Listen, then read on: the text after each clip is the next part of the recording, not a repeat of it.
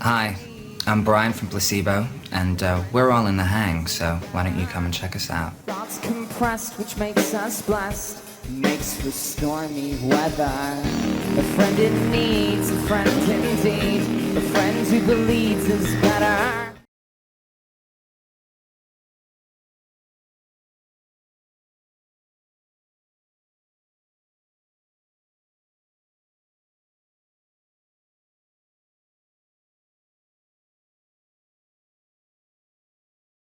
Because there's a Swede, there's a semi-American, and I'm the only Englishman in the band. It's kind of, we're all drawing off different music, basically, different musical histories and stuff. Stefan brought up in Sweden, he's obviously, you know, into his ABBA and stuff like that, and all the only great thing that came out of Sweden, I think, apart from Saabs.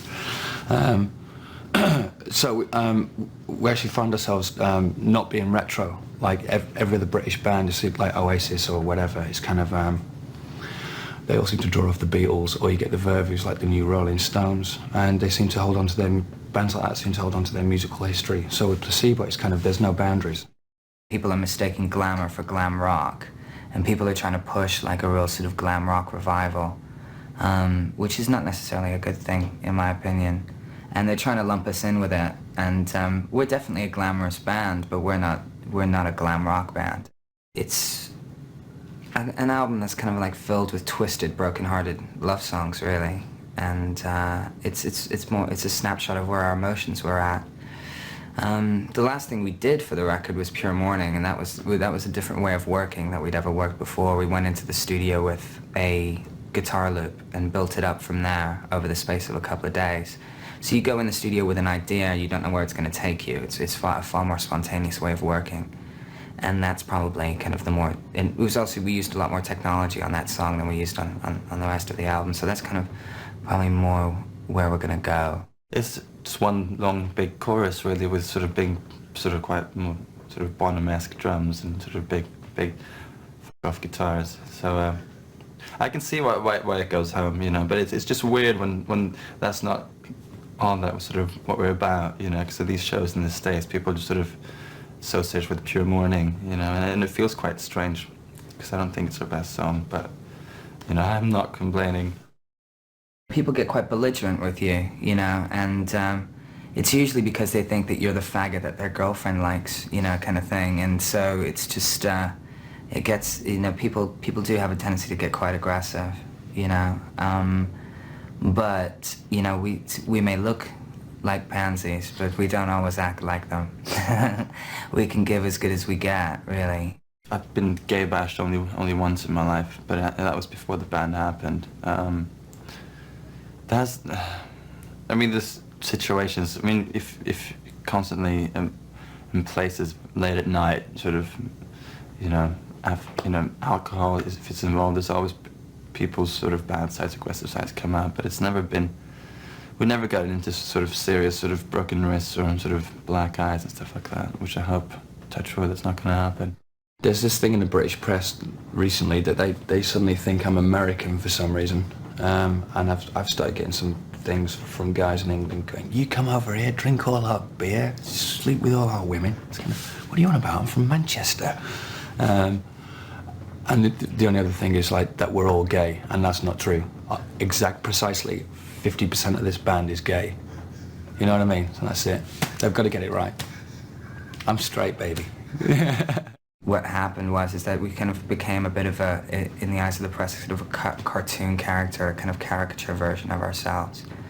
But I think that this album, the sort of the emotional depth, the sophistication, the complexity of this record really, really does, you know, change that in people's eyes.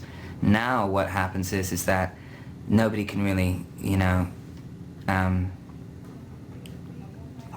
mess with, you know, with the music. They can't mess with Steve and Steph, you know, because they're such talented musicians. Now the attacks are sort of very, very personal, and it's just, that's not musical criticism, that's just character assassination. The last big argument we had was over a Coolio video for Too Hot, and I found it incredibly patronizing, and but, you know, it was in a hotel room in Paris. But these things never really kind of like stick with us for very long. I was also sort of giving Stefan a really hard time the other day in San Francisco for liking the Cardigans, because they're just terrible, and the only reason he likes them is because of loyalty, because they're Swedish. I listen to things like Edie Brickell, but it's not because of her, it's because of the musicians, you know what I mean? And then just like things like Erykah Badu recently, and Brian's just like, I can't stand that. I'm just going, no, it's cool, man. It's like, it's a new diva and everything like that. And Lauryn Hill. I mean, just musically, it's fantastic. I appreciate, you know, Lauryn Hill's voice a lot, but Brian's kind of, no, it's got to be punk and rock and stuff like that. Stefan's pretty easygoing. I'm kind of getting Steph more into disco these days.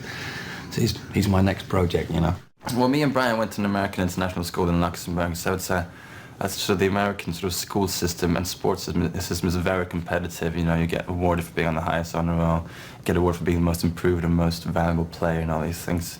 So I'm very tall, and so I was sort of school jock, I guess. I was playing a lot of basketball to try to fit in with that crowd, and I did very well.